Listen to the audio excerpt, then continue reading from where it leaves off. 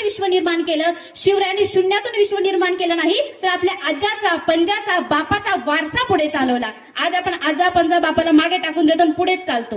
तर शिवरायांनी आजा, पंजा आणि बापाचा वारसा चालवला. शिवाजी महाराजांनी जवळजवळ 400 वर्षाची ही जी काही गुलामगिरी चाललेली होती, जो काही अन्याय अत्याचार चाललेला होता गोरगरिबांवर, तो वयाच्या 50 वर्षामध्ये जवळजवळ 38 वर्ष या गुलामगिरीतून तुम्हाला आम्हाला मुक्त करण्यासाठी घालवले. जवळजवळ 24 तास अहोरात्र काम करून त्यांनी तुम्हाला आम्हाला गुलामगिरीतून बाहेर काढलं. तुम्ही आम्ही जो काही मोकळा श्वास घेतोय किंवा माझ्या आया बहिणी जे काही मोकळा श्वास घेत आहेत, त्या फक्त छत्रपती शिवरायांची आपल्यावर देण आहे म्हणून. मग आता शिवरायांनी स्वराज्य मिळवलं म्हणजे नेमकं काय केलं? तर ज्या वेळेस शिवराय पुणे सुपे परगण्यात आले, तर त्यावेळेस शहाजीराजांनी काय केलं होतं? मी मगाशी सांगितलं की 1634 ते 1648 शहाजीराजांना स्वराज्याचं स्वप्न उराशी बाळगून ते लढत होते. इकडे त्यांचे गनिमी काव्याने बरेच काही योजना चालू होत्या. तर त्यांना एकदाच त्यांनी 3 जहागिऱ्या चालवल्या. पहिली होती तंजावरची जहागिरी, जी त्यांनी आपला जो काही दुसऱ्या पत्नीचा मुलगा होता व्यंकोजी राजे त्यांना दिली. एक जी काही होती बेंगलोरची, ती शिवाजीराजांचे ज्येष्ठ बंधू संभाजीराजे यांना दिली. आणि तिसरी जी काही जहागिरी होती ती म्हणजे जवळजवळ सुपे पुणे परगण्याची आपल्याकडची जी काही जहागिरी होती ती शिवरायांना दिली. आता ज्यावेळेस शिवराय, जिजाऊ, त्यानंतर राजमुद्रा, भगवे झेंडे आणि 2000 सैन्य घेऊन शिवराय सुपे पुणे परगण्यात आले जिजाऊंसह, त्यावेळेस ते फक्त 12 वर्षाचे होते. किती? फक्त 12 वर्षाचे शिवबा. ज्यावेळेस ते इथं आले तर त्यावेळेस इथली जी काही जमीन होती ती ओसाड झालेली होती, तिथं धान्य पिकत नव्हतं. आदिलशहानं जमीन नांगरून वर्षानुवर्ष झाले होते. ती जमीन अक्षरशः पडीक जमीन झालेली होती, कुठेही पाण्याचा मागमूस नव्हता. आणि तिथले जे काही लोक होते, आज मला कळलं की आपल्या इथले लोक मजुरीसाठी बाहेर गेलेले आहेत, तसेच त्यावेळेचे जे काही लोक होते ते सुद्धा आपला जीव वाचवण्यासाठी इतरत्र भटकत होते. रहिवाशांनी आपल्या जे काही घरदार होते ते सोडून गेलेले होते. अशा बेचिराख झालेल्या जमिनीवर एक जो काही मुरार जगदेव नावाचा माणूस होता, एक मंत्री होता आदिलशहाचा, त्याने एक लोखंडी पहार, 12 फुटी लोखंडी पहार रोवून ठेवली होती. त्यावर तुटकी चप्पल, तुटकी केरसुनी आणि एक फुटकी कवडी टांगून ठेवली आणि तिथे अफवा पसरवली होती की जो कोणी राहायला जाईल त्याचा निर्वंश होईल. जिजाऊंना ही बातमी ज्यानं दिली त्याच्यासह जिजाऊ तिथे आल्या. ती लोखंडी पार आपल्या हाताने उपसून फेकली आणि शिवरायांना सांगितलं की बाळ शिवबा, तुम्ही नांगर धरा, पहिला धरा तुम्ही नांगर, झाला तर होते आपला निर्वंश, पण तुम्ही नांगर धरा. पहिला नांगर शिवाजी महाराजांनी सुपे पुणे परगण्यात घातला. शेतकऱ्यांच्या राज्याला सुरुवात इथं झाली. वामनानं पाताळात गाडलेला जो काही बळीराजा होता तो वर काढण्याची प्रक्रिया चालू झाली. मग नंतर शिवरायांनी काय केलं बघा, बळीराजानंतर शेतकऱ्यांची परिस्थिती काय होती, किंवा इथून मागे 2000 वर्षापूर्वी एक राजा होता हाल राजा, त्याने त्याचा एक काव्यसंग्रह लिहिलेला आहे गाथा सप्तशती. त्या गाथा सप्तशतीमध्ये त्यांनी लिहिलेलं आहे की शिवरायांपूर्वी शेतकऱ्यांची परिस्थिती कशी होती.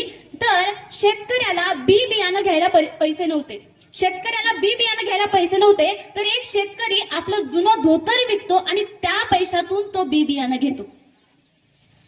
पूर्वीच्या काळी ज्यावेळेस राजेशाही या ठिकाणी होती, तर राजेशाहीमध्ये जमिनीचे मालक आपण नव्हतो. आज एखाद्या देशमुखाकडे 100 एकर असेल, पाटलाकडे 50 एकर असेल, पण त्या जमिनीचे मालक मूळ आपण नव्हतो. राजे जमिनीचे मालक असायचे आणि ती जमीन कसायला फक्त आपल्याला शेतकऱ्यांना दिली जायची. आणि त्यातून जो काही मोबदला येतो त्याचा सारा किंवा कर आपल्याला राजाला द्यावा लागायचा. जर चुकून दुष्काळ पडला तर मग शेतकऱ्यांचे काय हाल व्हायचे विचारता सोय नाही. मग अशा वेळी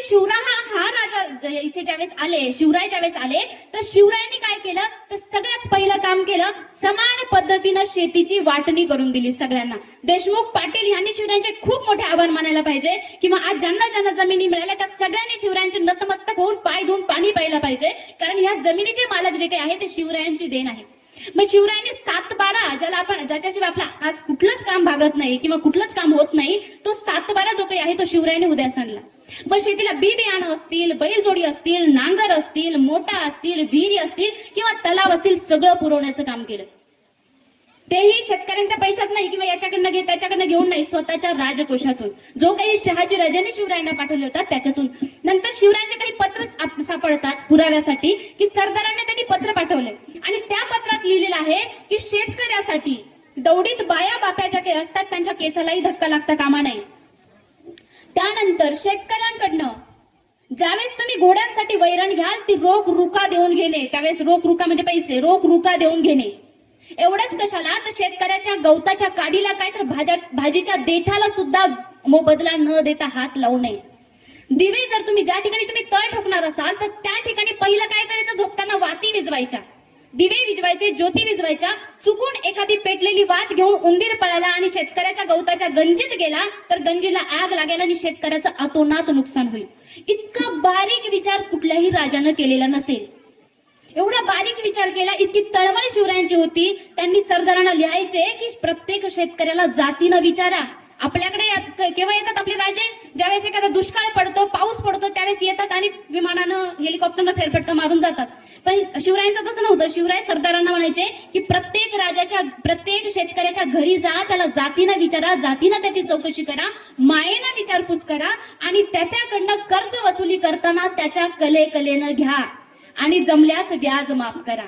इतकं उदार मन शिवरायांचं होतं. म्हणून म्हटलं जातं की शिवरायांच्या काळामध्ये पहिल्यांदा वामनानं पाताळात गाडलेला जो काही बळीराजा आहे तो वर आला. पण आज जर बघितलं तर आज म्हटलं जातं, एक म्हण आहे, मोले घातले रडया, नाही अश्रू नाही माया. अशी आजच्या सरकारची गत आहे, आजच्या राजांची गत आहे. वरवर मायानं उपाशी मर्ग बया. आता बघा आजचे राजे काय करतात. शिवरायांनी जी काही शेती मिळवली होती, शिवरायांनी जी काही शेती आपल्याला दिली, त्या शेतीमुळे म्हणा आपल्या शेतकऱ्यांची स्थिती उत्तम शेती, मध्यम व्यापार आणि कनिष्ठ नोकरी. आधी पोरग जर शिकत नसेल तर बाप म्हणायचं काय शिकू नको, भरपूर जमीन आहे आपल्याकडे. पण आज तसं नाही. आज उलट आहे. आज काय, उत्तम नोकरी, मध्यम व्यापार आणि कनिष्ठ शेती आहे. शेतकऱ्याला कोणीच विचारत नाही. शेतकऱ्याच्या पोरांना पोरी पण देत नाही. इतकी शेतकऱ्यांची भयंकर अवस्था आज आहे. काय आहे भयंकर अवस्था?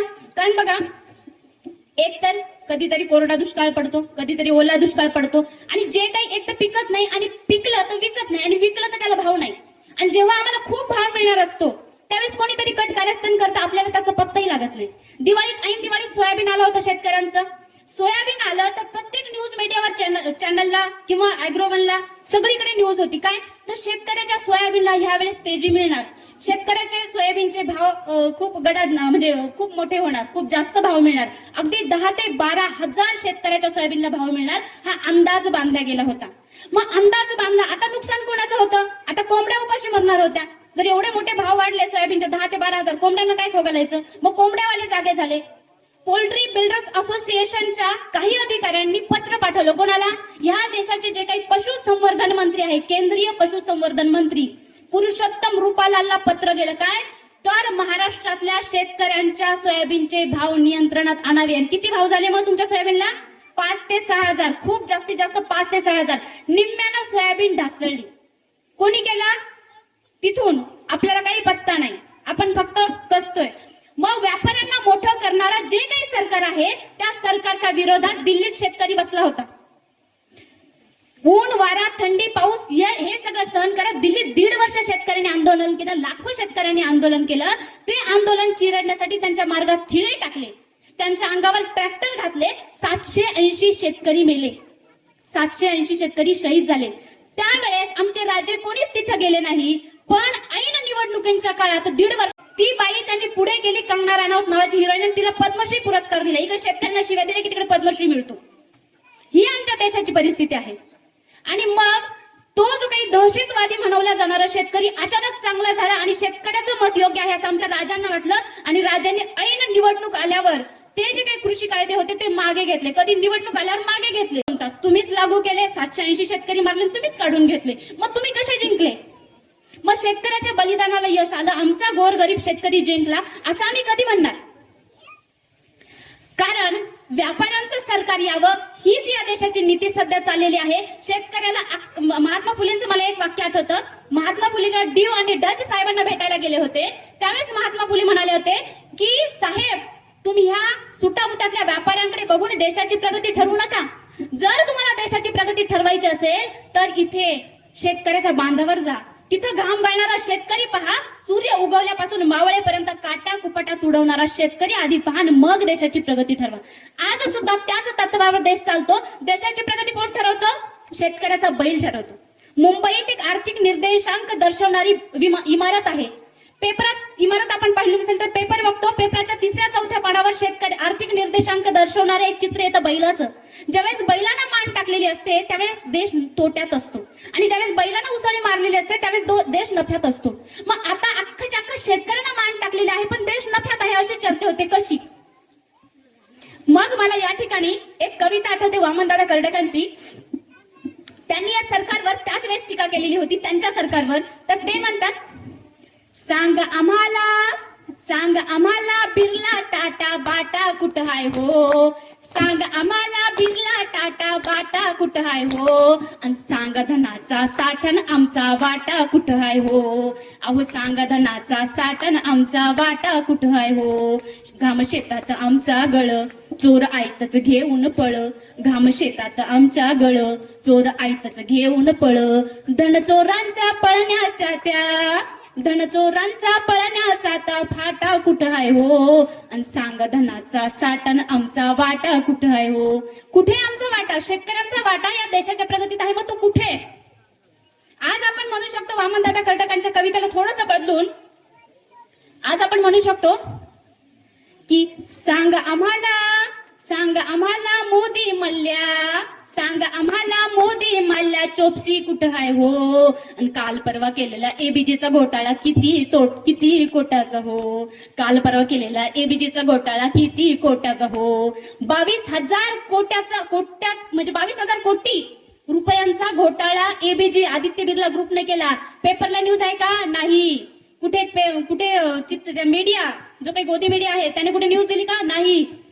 येतात, पळतात, जातात. आमचा अंगठा प्रत्येक ठिकाणी, आमच्या आधार कार्डला मोबाईल लिंक, आमच्या राशन कार्डला मोबाईल लिंक, आता आमचा फोटो लिंक, हाताच्या ठसे लिंक, सगळं लिंक. आम्ही गावातून बाहेर म्हणजे पडलं तरी तुम्हाला कळेल, इतकं सगळं आम्हाला लिंक करून टाकलेलं आहे. मग एवढे मोठे 22,000 रुपये जो घेतो त्याचा तुम्हाला पत्ताच नसते.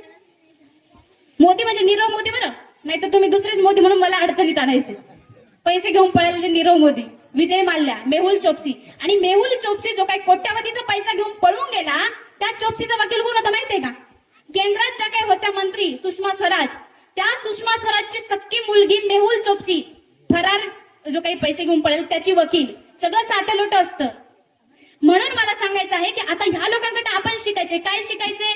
या ठिकाणी इंद्रजित भालेरावांची एक कविता आहे. इंद्रजित भालेराव म्हणतात, शिक बाबा शिक लढायला शिक, कुन्नब्याच्या पोरा आता लढायला शिक, शिक बाबा शिक लढायला शिक, कुन्नब्याच्या पोरा आता लढायला शिक, लाजरेपणा बुजरेपणा बाजारात घेऊ नको फाशी आता खाऊ नको इक, शिक बाबा शिक लढायला शिक, कुन्नब्याच्या पोरा आता लढायला शिक, कोट्यवधी कर्ज घेती दलालाची पोरं, कोट्यवधी कर्ज घेती दलालाची पोरं, बुडविती कधी त्याचं करती ना घोर, बुडविती कधी त्याचं करती ना घोर, शिक बाबा शिक बुडवायला शिक, घेतलेलं कर्ज बुडवायला शिक, निवडून दिलं त्याला पाडायला शिक, शिक बाबा शिक लढायला शिक, कुणब्याच्या पोरा आता लढायला शिक.